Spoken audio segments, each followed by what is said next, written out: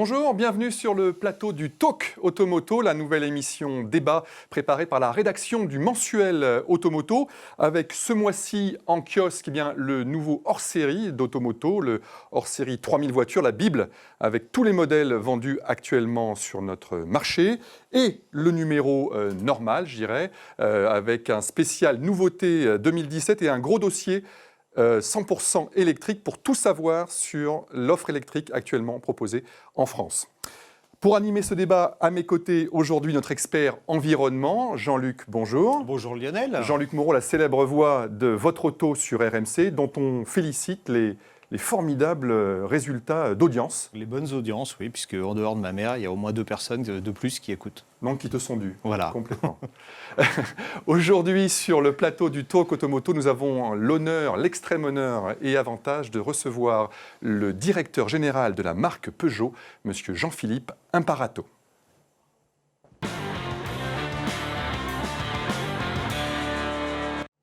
Monsieur Imparato, bonjour. Bonjour. Ravi de vous avoir sur le plateau. C'est un grand honneur d'avoir je suis vraiment content le d'être avec patron vous. de la marque Peugeot avec nous. On ne vous connaît pas, monsieur Imparato. Qui êtes-vous? Racontez-nous un peu votre carrière au sein de la grande maison Peugeot. Alors pour être très court et succinct, je suis un homme du Sud. Je suis un Sétois qui a, pour la première fois dans sa vie, passé la barre de Montélimar-Nord il y a quelques 20 ans pour rejoindre la capitale et rentrer chez Peugeot à l'époque. J'étais tombé amoureux de la 205 GTI. Alors ça remonte un petit peu à loin, mais c'était un 1,9 litre que j'avais vu. Là, elle était noire, elle était magnifique, et je me suis dit j'ai deux solutions. Soit je vais travailler dans le dentifrice, soit je vais travailler dans la voiture. Je suis arrivé chez Peugeot, et depuis le 10 décembre 1990, c'est une histoire d'amour qui m'a porté en gros en France pour apprendre mon boulot, ensuite au Brésil, en Chine, en Italie pour développer la maison, dans le commerce, mais également dans l'industrie.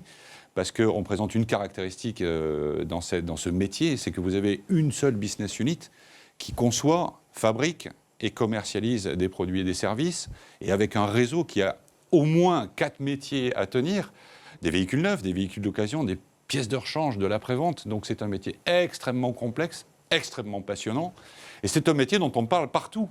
Vous en parlez le soir, nous en parlons avec nos copains la journée et le week-end. Donc, je baigne dans le bonheur depuis le 1er septembre. Et on vous sent authentique, passionné d'automobile. Je suis un enfant de la balle. Mon père était un trialiste convaincu en Jeep Willys, équipé d'un moteur 504 à l'époque. Je vous raconte pas. Alors, mon frère est fondu de 4x4. Voilà, moi Vos origines italiennes aussi? Absolument.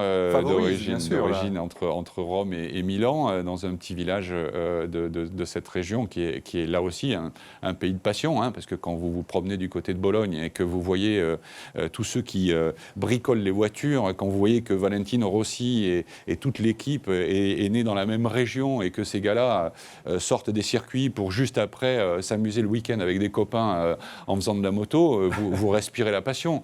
Bon voilà, moi c'est pour ça que je suis dans ce métier, c'est pour ça que je suis dans cette marque d'ailleurs au passage. Et puis vous arrivez au bon moment à la tête de la marque quand même. Plus j'arrive avec des produits extraordinaires. Voilà, dans le berceau, j'ai quand même poche droite 3008, poche gauche 5008 que je vais lancer officiellement le 6 mars à Genève et que vous avez en couverture de ce que vous avez présenté tout à l'heure. Et j'ai depuis le Salon de Paris, nous nous étions rencontrés au Salon de Paris juste avant le Salon de Paris, on s'était dit, bon alors comment on commence à partir 3008 à l'époque? J'avais 3000 commandes en portefeuille, on commençait à analyser un petit peu le truc. Ouais, j'ai vu que votre poche de droite là, était un petit peu distendue justement. Et ce matin, on est à 100 773 commandes. Ah oui. D'accord, ça c'est le dernier chiffre donc officiel. Ce matin, plus de 100 000 commandes aujourd'hui pour le 3008. Par rapport à vos objectifs internes, c'est plus, c'est moins, c'est... À exploser les objectifs. D'accord. Bon, Comment expliquez-vous ça? On n'avait pas spécialement, parce que c'est pas l'objet, on n'avait pas dit, voilà, nous on veut en faire tant dans ce délai, parce que c'est pas ça qui nous anime. C'est pas une de plus, c'est une de plus de qualité qui nous anime. Mais ce que je dois constater, c'est que à l'occasion de ce lancement, j'ai vécu 2 choses. Premièrement, les clients, les réseaux, les vendeurs, les journalistes se sont réappropriés le savoir-faire français. Quand vous voyez les journées presse du salon de l'auto, vous avez des journées publiques. Vous avez des gens qui passent l'après-midi dans la voiture pour découvrir 2-3 choses. Premièrement, le SUV. Bon, parce qu'on a un styliste génial qui s'appelle Gilles Vidal et qui nous a fait une auto juste magnifique. Mais pas que ça. Il découvre aussi le iCockpit, qui pour nous est le début d'une saga qui va nous amener progressivement jusqu'à la voiture autonome. Expliquez-nous un petit peu le iCockpit pour les gens qui ne savent pas. C'est l'écran dans lequel vous êtes installé quand vous rentrez dans cette voiture et qui vous met, je dirais, à portée de main à la fois un environnement technologique de premier niveau, mais également à l'intérieur d'un SUV les sensations de conduite d'une berline, pour faire simple et court. Qui redéfinit un petit peu l'interface homme-machine. C'est vrai, quand on monte dans un concurrent descendant du 3008, on a vraiment l'impression de retourner dans le siècle passé, quoi. Voilà, l'idée c'est que ce que je cherche à faire et ce qu'on cherche à faire, c'est que vous soyez tellement bien dans cette voiture que vous n'avez pas forcément envie d'en partir et que vous vivez avec ce iCockpit qui sera décliné d'un lancement à l'autre, hein, une aventure qui vous amènera à un moment donné, dans les peut-être 10 ans qui viennent, à choisir si vous voulez avoir une relation avec votre voiture qui est celle de « je conduis » ou celle de « je ne conduis plus ». Mais ça, c'est pour plus tard. À court terme, on a une très belle réussite avec 85% des commandes prises qui sont sur des niveaux de finition supérieurs au niveau 3. C'est-à-dire qu'on est en train de se parler de clients qui disent « Attends, moi je veux du produit, je suis prêt à le payer, mais je veux que le produit soit impeccable. » Donc on est en train de se parler de niveaux extrêmement élevés qui sont couronnés par le niveau GT. Mais juste en dessous du GT moyen, Line, vous diriez, c'est à peu près combien on se parle de véhicules entre 30 et 40 000 euros. Hein. Donc c'est rentable pour Peugeot, c'est plutôt bien pour l'avenir. C'est rentable pour Peugeot et c'est une bonne nouvelle parce que ça nous permet de préparer l'avenir et les 4 lancements que je vais faire cette année. Quand même. Qu'on va évoquer. C'est aussi très important parce que c'est cohérent avec ce qu'on a dit. On a dit on veut être le meilleur généraliste haut de gamme et on veut être ce meilleur généraliste haut de gamme en Europe et à l'international. On veut faire une vente sur 2 à l'extérieur. 3008 est un vecteur majeur de cette évolution. Vous n'avez pas peur d'être dépassé par le succès, justement? Est-ce que les capacités de production installées seront suffisantes, d'autant que vous allez partager les chaînes de fabrication avec Opel? Je dirais il y a plusieurs sujets qu'il faut que l'on adresse. Mon premier sujet, j'ai 100 000 commandes de cette voiture. J'ai donc un reste à servir de 40 000 clients qui m'ont fait l'honneur et l'avantage de me dire « je prends ». Donc acte 1, on sert ces clients-là. C'est le premier des sujets en termes de pilotage que j'ai, parce que ça, c'est pour moi un point clé. Deuxième point, il faut que nous soyons vigilants, et c'est l'objet de ce que fait l'entreprise en ce moment, à des évolutions qu'on constate et que vous constatez d'ailleurs sur l'ensemble du marché. Les clients qui nous ont acheté cette voiture, les clients particuliers, 40% d'entre eux l'ont acheté en essence. Donc c'est le double. C'est juste le double par rapport à ce qu'on a vécu en SUV avant. Ouais. Et là, je suis plutôt bien armé, donc pas de problème de capacitaire particulier, puisque les moteurs essence que nous avons aujourd'hui, qui ont été primés ces 2 dernières années, répondent parfaitement à la demande. Donc je suis en train, avec les équipes qui s'occupent de ça, de faire le maximum, évidemment, et de gérer au mieux à la fois les flux constituants dont on a besoin d'origine fournisseur pour toute la partie véhicule et les moteurs essence sur lesquels on pousse le maximum de capacité pour faire le job. Troisième constat, intéressant, on s'était vu, on avait dit on a 65% de boîte automatique. Ouais, et on s'est dit ça va s'écrouler, c'est pas normal, c'est un truc. Non, on est à plus de 50. Au bout de 100 000 commandes, j'ai plus de 50% de boîte auto.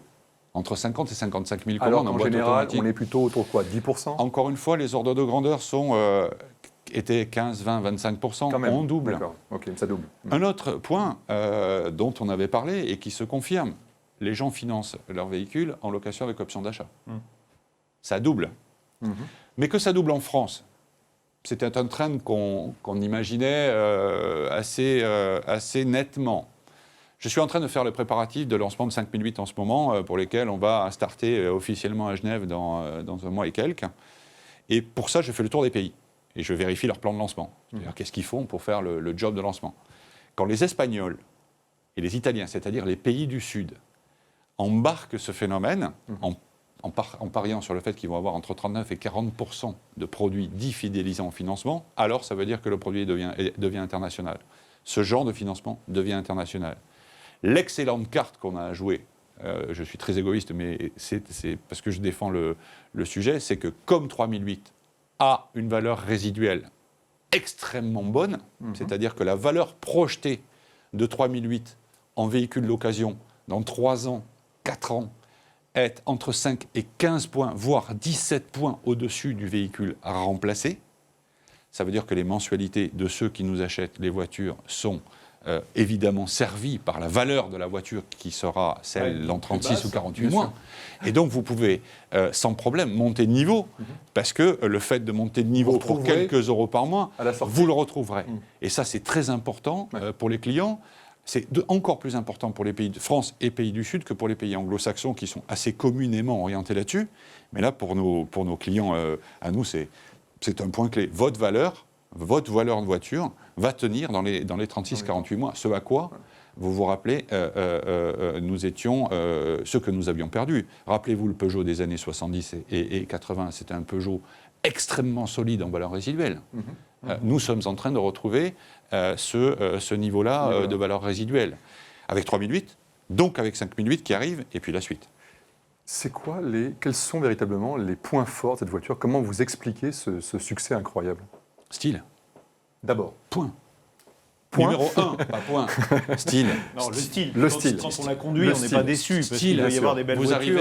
Vous arrivez parce que style valorisant. Vous arrivez parce que style extérieur et style intérieur. On a eu des millions de vues, mais des millions de vues, sur le iCockpit, encore une fois, dont on se parlait. Donc vous regardez le style et vous dites waouh, face avant superbe, 3 quarts arrière, 3 quarts avant magnifique. Qu'est-ce que vous faites? Vous rentrez dans la voiture. Et vous rentrez dans la voiture en virtuel. Tout ce qu'on a fait dans la préparation de lancement sur les réseaux sociaux a explosé les compteurs. Et vous voyez un iCockpit, vous dites attends, c'est pas mal. Après, vous allez essayer votre voiture, vous rentrez dedans. Il se passe un truc. Vous avez un petit volant.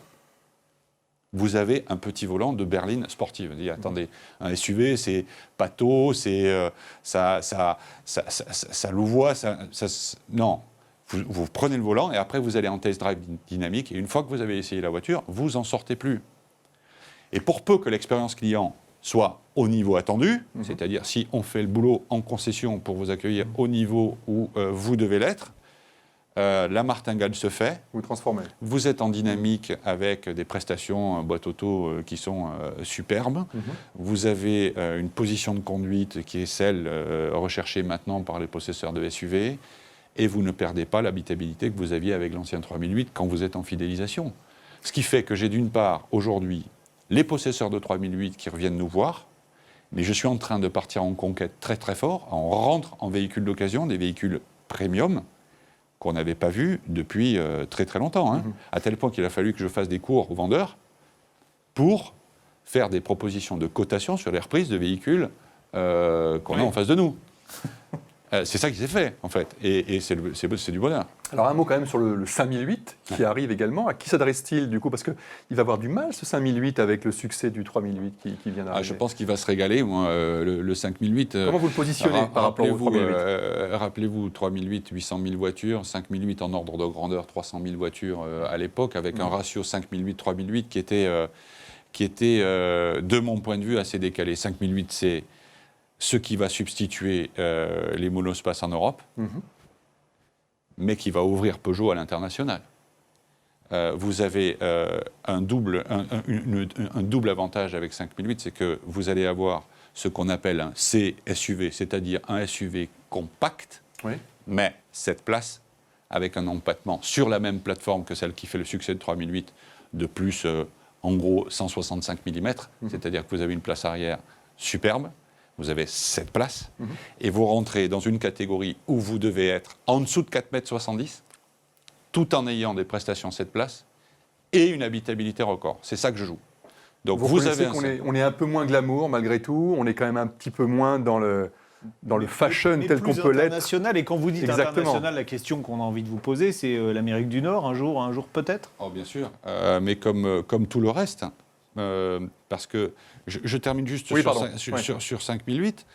Vous savez, j'ai présenté 3008 à Cannes au réseau, et j'ai fait le grand show 3008, et au milieu du show, j'ai fait un flash 5008. Il y a 2 voitures qui sont passées avec la couleur de lancement là, que vous avez, qui est le bleu magnifique. Les mecs avaient des étoiles dans les yeux. Parce que quand vous allez le voir en position route, cette voiture, et quand vous allez la voir au milieu de son environnement auto, vous allez voir qu'elle fait le trou. Mais elle va nous servir à l'international, évidemment. On commence là, sur 2016. Oui. Peugeot passe de 38% de ses ventes en Europe à 43%. Je me suis engagé devant mon président, Carlos Tavares, à passer la barre des 50-50 en 2020. À destination de quel marché en particulier ? Tous. Tous, mais est-ce qu'il y en a quand même qui sont plus porteurs que d'autres ? Je vous fais faire on fait un tour du monde en 1 minute. Allez. Année sur année, vous oubliez les volumes, regardez les progressions. Ukraine, plus 56% sur 2016. On change. Chili, plus 32%. Argentine, plus 37%. On change. On part au Japon. Meilleure vente depuis 2007, le record. On switch sur les Philippines, plus 72%. Singapour, plus 40%. Peugeot, c'est partout. Rappelez-vous, en 62, Peugeot avait une usine en Afrique du Sud. Peugeot avait une usine en Australie. Chaque fois qu'un pays s'ouvre, je plante un drapeau. Il n'y a pas de petits pays, il n'y a pas de petits clients. Je vais faire en Afrique, et nous allons faire en Afrique avec les collègues de la région Middle East Africa, 3 à 4 opérations sur 2017. Et on ne s'arrêtera pas là pour servir toutes les régions. Donc oui, on bosse sur les US, comme je vous l'ai dit, mais on y va dans l'ordre et la méthode. C'est-à-dire que les États-Unis, on a dit qu'on allait y revenir et qu'on travaillait dessus, mais on n'ira pas en posant 4 milliards de dollars sur la table en disant « Salut, on est là » pour repartir. Hein. On y va pour y rester. Et si c'est sur un temps long qu'on prépare ce retour, eh bien, ce sera sur un temps long. Et ça peut passer d'ailleurs par la branche qu'on a ouverte avec le plan Push to Pass, qui est PSA, groupe et ses marques fournisseurs de mobilité, parce qu'on a peut-être là un coup à jouer. Avant d'y aller avec un certain nombre de voitures, on a peut-être intérêt à y aller avec une offre de mobilité pour apprendre comment est fabriqué le marché et en fonction de ces états, comment on va jouer notre stratégie d'implantation. Mais il n'y a aucun secret là-dessus. Dans le plan Push to Pass, on a dit on travaille sur les États-Unis, on y reviendra sur un temps long. Pendant ce temps-là, on pousse tout le reste. Vous avez entendu des projets des opérations maintenant, puisqu'elles sont officielles sur l'Inde. Oui. Quand même, l'arrivée en Inde, donc, du groupe. Extrêmement intéressant pour le groupe. Hein. Là, on ne parle pas de la marque, mais on parle du groupe. Ouais. Quand vous avez un constructeur qui vous dit à la fois je vais faire des voitures, mais pas que. En plus, je suis en train de travailler sur les groupes motopropulseurs dans un pays. Là aussi, c'est pas juste une annonce pour dire on y va. On y va vraiment pour y rester. Et on y va dans l'ordre. On y va en travaillant sur le plan réseau. On y va sur le plan de lancement. On y va sur la recherche de la meilleure adéquation produit-client. Et c'est ça qui sera notre vecteur. Au-delà de l'Inde, je suis en train de travailler sur l'ASEAN avec le patron de la Chine en ce moment, qui fait Chine plus ASEAN, parce que je trouve qu'on a un potentiel extraordinaire sur toute la zone Indonésie, Vietnam, Malaisie, et qu'on a quelque chose à jouer dans ces coins-là. Je suis en train de travailler avec le patron de la Russie sur comment on fait en sorte, après avoir passé la phase extrêmement difficile de la crise, pour recharger le plan produit en Russie. Bref. Je veux vous donner un Peugeot qui sache faire plus de 50% de ses ventes hors Europe, et donc un constructeur mondial. Pour autant, il ne s'agit pas de ne faire que de la monoculture SUV. La berline, ça continue d'être extrêmement important chez Peugeot. Quelles sont les prochaines berlines à venir ? Alors, c'est ce qu'on m'a posé comme question au mondial sur le mode. Dis-moi, tu n'as pas oublié les berlines ? Non. Non, oui, on se souvient bien. On est absolument. On a fait le tour de 5 SUV sur une année entre l'Europe et la Chine. 5008 vient couronner le tout. Next step, on va poursuivre évidemment nos travaux. Donc on a quoi dans l'ordre ? 308 restylés, c'est prévu pour cette année ? On a quelque chose qui va arriver sur 308 en 2017. 208 pour l'année prochaine, qui est un gros Et puis je n'en dirai pas plus pour l'année prochaine. Je n'en dirai pas plus pour l'année prochaine. En revanche, vous savez que chaque fois qu'il y a une habitude récente, mais de mon point de vue extrêmement intéressante, qui a été prise par mon prédécesseur Maxime Picat à la tête de Peugeot, qui est dans les salons, rythmer certains salons ou rythmer certaines périodes de l'année de concepts, que ce soit un concept iCockpit ou concept car, qui préfigure les voitures que vous verrez dans un délai, je dirais, humain et raisonnable, et qui de plus en plus se rapproche des voitures qu'on va lancer.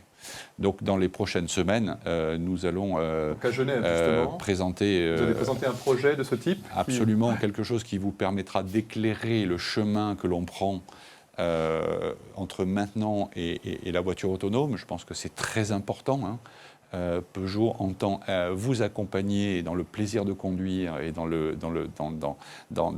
l'amplification des sens que l'on vous doit entre maintenant et la voiture autonome. Ce qu'on va vous présenter à Genève, de mon point de vue, préfigure tout ça. Ça sera quoi justement l'autonomie dans une Peugeot à l'avenir? Comment est-ce que vous la figurez? Je fais simple, vous aurez toujours le choix. De conduire ou de ne pas conduire? Le plaisir de conduire ou le plaisir d'être conduit? Moi, je vous dois du plaisir. Je vous dois de la liberté chez Peugeot. Alors, évidemment, si dans les prochaines années, vous vous dites, moi, conduire sur le périph' 2 heures ou faire un Paris-Lyon comme ça, non merci. 130. C'est hands-off, c'est-à-dire tu enlèves les mains. Après, c'est minds off, tu enlèves l'esprit et les yeux. Mais ça, j'ai pas envie parce que ça traduit pas l'idée que je me fais du plaisir de conduire. Bien sûr qu'il faut que je vous donne la possibilité technologique, et elle existera, bien sûr, de le faire. Mais vous êtes en vacances, vous voulez vous amuser ou vous voulez reprendre tout simplement la main sur votre voiture, il faut que je sois en situation de vous le permettre, d'une part, avec le même niveau de plaisir qu'avant. Parce que l'ADN de Peugeot, toucher de route, plaisir de conduire, on ne l'oubliera jamais. Donc vous aurez en complément des SUV une gamme de berline avec toujours un top GTI qui viendra couronner la voiture, toujours, quelle que soit l'énergie que l'on utilisera pour la mouvoir. L'énergie, c'est électrique et hybride, essence dans une fenêtre de 2019-2021. Est-ce que vous pouvez être un peu plus précis là-dessus? Alors justement, l'hybride rechargeable pour le coup? Oui. À quelle échéance? Sur quelle voiture peut-on l'attendre? On va le scinder en 2 niveaux. Hein. Vous aurez de toute façon de l'hybride essence dans l'échéance que je vous ai indiquée, 2019. Mais quand je parle d'hybride essence, je veux parler d'un vrai hybride essence rechargeable et dont l'autonomie sera garantie au sens vous devez pouvoir quitter votre domicile, aller travailler au centre de Paris. Tiens. Et revenir chez vous en 0 émission véhicule si vous le voulez, puis partir en thermique quand vous le souhaitez, parce que vous partez en week-end et que voilà, vous voulez faire 400 ou 500 km d'une traite. Et ça, on l'aura évidemment dans le délai que je vous ai précisé, sur des niveaux de gamme de niveau 3008 et au-dessus, par exemple. Le 100% électrique? Le 100% électrique sera évidemment, équipera évidemment nos modèles des segments les mêmes, pourrait-on imaginer, par exemple et l'idée, c'est que la bascule nouvelles énergies soit transparente pour vous. C'est-à-dire que, hypothèse, vous achetez un 2008 d'après-demain, vous devez avoir le choix de l'énergie que vous utilisez pour le mouvoir. Et à la limite, et c'est même un principe, c'est indifférent sur le style. Bien sûr. Vous devez acheter une voiture dont le style extérieur, le style intérieur est indifférent à la motorisation qui l'anime. C'est ça l'idée. Donc du 100% électrique, bien sûr, disponible, avec autonomie, recharge et puissance au meilleur niveau du marché, parce que c'est ça qu'on veut. 2, du thermique hybride essence rechargeable, deuxième step. On a dans une fenêtre, je vous parle de la fenêtre parce que c'est là qu'on passe à peu près toute la gamme dans le scope de l'offre. Et ça, c'est dans les ordres de grandeur de délai que je vous donne. 19-21, quoi, en gros. Oui. Hein. En même temps, à Genève, j'ai une offre VP électrique qui va sortir. Donc là, dans le 6 mars, je vais lancer une voiture. Et puis au quotidien, je vous rappelle que je peux vous fournir ce soir une Ion à 99 € par mois. Et je complète par le vélo électrique. Parce que vous savez qu'il y a un constructeur au monde qui peut vous proposer, qui peut vous proposer une offre de la continuité trottinette à la voiture électrique en passant par le vélo et la moto. Il s'appelle Peugeot. Mais est-ce que vous allez continuer la voiture? Parce que vous nous parlez de la Ion, mais la Ion, c'est Mitsubishi, et Mitsubishi, c'est un peu Renault quand même depuis pas très longtemps, mais est-ce que ça va remettre en cause les accords que vous avez avec eux? Est-ce que ça va aller au bout du contrat? Ou est-ce que ça va vous obliger à précipiter un petit peu le programme électrique en interne? Non, le programme électrique est indifférent de la DJV qu'on a avec Mitsubishi. Il est sous la coupe de Gilles Leborgne, qui est le patron de la recherche et développement chez nous, et de Patrice Lucas, le product planning. Donc là-dessus, on est parti et on n'a pas de lien particulier entre la coopération qu'on a avec Mitsubishi et la convergence vers les offres électriques que l'on veut. Ça, c'est complètement détaché. On a avec Mitsubishi une JV qui fait des voitures pour nous, 4008 C4 Aircross, et avec lequel on a une usine en Russie. On continue comme ça jusqu'à terme du contrat. Et on verra ce que l'avenir nous réservera. Il n'y a pas de sujet là-dessus. Et coopération, le groupe en a avec pas mal de constructeurs. Et c'est d'ailleurs plutôt sympa, parce que quand vous regardez que Sochaux accueillera des modèles ou un modèle fait avec General Motors, moi je suis plutôt fier, parce que ça veut dire qu'il y a des gens qui sont demandeurs de véhicules qui seraient fabriqués sur le territoire français. Ça me fait pas de... Je suis content de voir ce qui... Oui, enfin, puis en plus, encore une fois, je suis dans comment on s'est réapproprié le savoir-faire français. Avoir des constructeurs que l'on livre à partir du territoire français, ça me paraît plutôt sympa. Pas que, on livre Toyota sur le nord de la France également, dans le domaine des véhicules utilitaires, et c'est quand même plutôt un gage d'une coopération qui fonctionne. Juste une question, M. Imparato, pour conclure malheureusement, parce qu'on est déjà au terme de notre débat. Est-ce que le Dieselgate, est-ce que tout ce qu'on a entendu sur le scandale du diesel a infléchi la position de Peugeot par rapport au diesel? Ou est-ce que vous continuez de croire fermement encore à ce carburant? Moi, j'ai la chance d'avoir les moteurs essence qui sont capables d'absorber les mouvements de mix du diesel vers l'essence. Peugeot, c'est entre 57 et 60% de mix diesel en France, par exemple. Mais enfin, Volvo, Mercedes et BM sont à 84, 85, 87% de diesel, si vous voulez. Le premier acte de bascule se fait pour moi avec 3008. Je vois que je double la proportion d'essence. Et je suis prêt à suivre. Donc, le patron, c'est le client. Il n'y a pas de débat pour vous, quelque part. Aucun débat. Nous, on sera prêt pour répondre à ce que le client voudra. Le client particulier et le client entreprise. Parce que n'oubliez pas qu'une voiture sur deux est vendue à des entreprises. Merci beaucoup. Voilà. Merci beaucoup, M. Imparato, d'être venu nous voir sur le Talk Automoto. Merci Jean-Luc. Merci Lionel. Et on se retrouve écoutez, la semaine prochaine pour un nouveau Talk. À très bientôt. Au revoir.